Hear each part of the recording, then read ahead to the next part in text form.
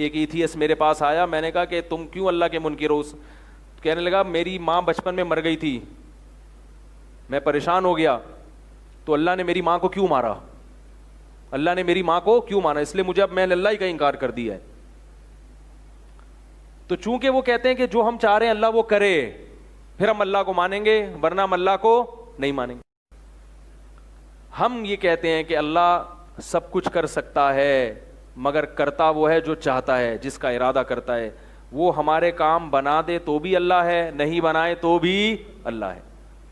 سوال پیدا ہوتا ہے جب وہ ہمارے کام نہیں بنا رہا تو اللہ تو ہے, مگر ہم پھر اس سے محبت کیوں کریں؟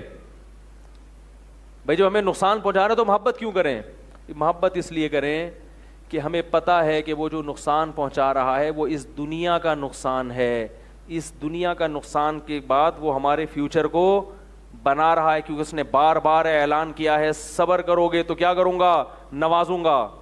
رسول اللہ صلی اللہ علیہ وسلم نے ارشاد فرمایا کہ بعض اہل جنت جب جنت میں جائیں گے تو اپنی نیکیوں کے جو نتیجہ دیکھیں گے, ثمرات دیکھیں گے, تو اتنا اجر دیکھیں گے, وہ کہیں گے اے اللہ ہم نے تو یہ نیکیاں کی ہی نہیں ہیں, ہمارے ترازو میں اتنا اجر کیسے؟ اللہ کہیں گے فلاں موقع پر تجھے تکلیف پہنچی تھی, تو نے صبر کیا, یہ اس صبر کی نیکی. فلاں موقع پر فلاں تکلیف پہنچی, تو نے صبر کیا, یہ اس کی نیکی. فلاں موقع پر تیری اولاد کے ساتھ ایسا ہوا, صبر کیا, یہ اس کی نیکی. فلاں موقع پر یہ ہوا, یہ ہوا, یہ ہوا. انسان کے تصور میں ہی نہیں ہوگا کہ اتنے غم جو دنیا میں مجھے ملے یہ سارے میزان کے ترازو میں نیکیاں بھر کے جمع ہو رہے تھے. تو وہ کہے گا کہ کاش میں نے زندگی میں خوشی نہ دیکھی ہوتی اور میری ساری زندگی ٹینشنوں میں ہی گزری ہوتی, تو آج میں کتنا زیادہ ترقی کر جاتا. یہی وجہ ہے کہ مسلمانوں میں خودکشی کا ریشو کم ہے اور غیر مسلموں میں خودکشی کا ریشو زیادہ ہے.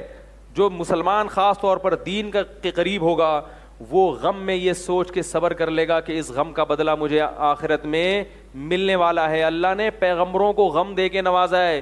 یعقوب علیہ السلام کا قرآن میں جو اتنا اہتمام سے تذکرہ آیا, اس لیے آیا کہ بچپن میں اولاد بچھڑ گئی تھی, اس غم پہ انہوں نے صبر کیا. اور یوسف علیہ السلام جو اتنے بڑے پیغمبر بنے اس لیے کہ بچپن میں باپ سے بچھڑ گئے تھے اور جیل کی زندگی میں جوانی کا بہت بڑا حصہ گزار دیا, مگر صبر کیا. اس صبر کی برکت کیا ہے کہ اللہ نے پوری سورہ یوسف علیہ السلام کے نام پہ نازل کر دی. تو مسلمان غم میں نا امید نہیں ہوتا, اور یہ بھی امید ہوتی ہے کہ اللہ اس غم کو دنیا میں بھی دور کر سکتا ہے. غیر مسلم دیکھے گا اسباب کے تانے بانے ملائے گا, وہ کہے گا اسباب کی دنیا میں غم دور ہونے کی امید نہیں ہے, لہذا مایوس. مسلمان جانتا ہے کہ اللہ غم دور کرنے کی طاقت رکھتا ہے, تمام اسباب کے ناکام ہوتے ہوئے بھی وہ مجھے کامیابی دے سکتا ہے.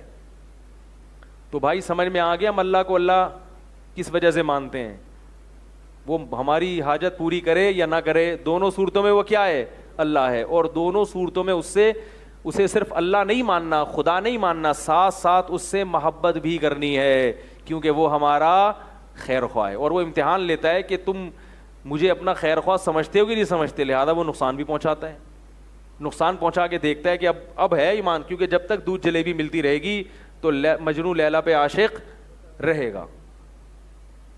کیا خیال ہے بھائی؟ جب تک دودھ جلیبیاں ملتی رہیں گی تو وہ تو بیوی بھی شوہر پہ عاشق رہتی ہے, شوہر بھی بیوی پہ عاشق رہتا ہے جب تک مفاد ہوں. تو اللہ کو کون اللہ مانتا ہے وہ تو پتہ ہی اس وقت چلتا ہے جب آپ کی مرضی کے خلاف اللہ کے فیصلے شروع ہو جائیں. لیکن دعا بہرحال یہی کرنی چاہیے کہ اللہ ہمیں صبر والی نہیں بلکہ شکر والی زندگی دے اور ہماری جائز حاجات کو پورا کرے, کیونکہ ہم بندے ہیں, ہم اللہ سے مقابلہ بازی اور امتحان نہیں چاہتے, ہم اللہ سے کیا چاہتے ہیں, عافیت چاہتے ہیں. تو بندگی کا تقاضا یہی ہے کہ اللہ ہمیں غم نہ دے, ہمیں آزمائش میں نہ ڈال, ہم بندے ہیں, ہم عافیت والی زندگی تجھ سے چاہتے ہیں. پھر بھی اگر دعاؤں کے باوجود غم آ جائے تو اسے اللہ کے لیے برداشت کرنا ہے. اللہ تعالی ہم سب کو سمجھنے کی, عمل کرنے کی توفیق عطا فرمائے. وما علینا الا البلاغ.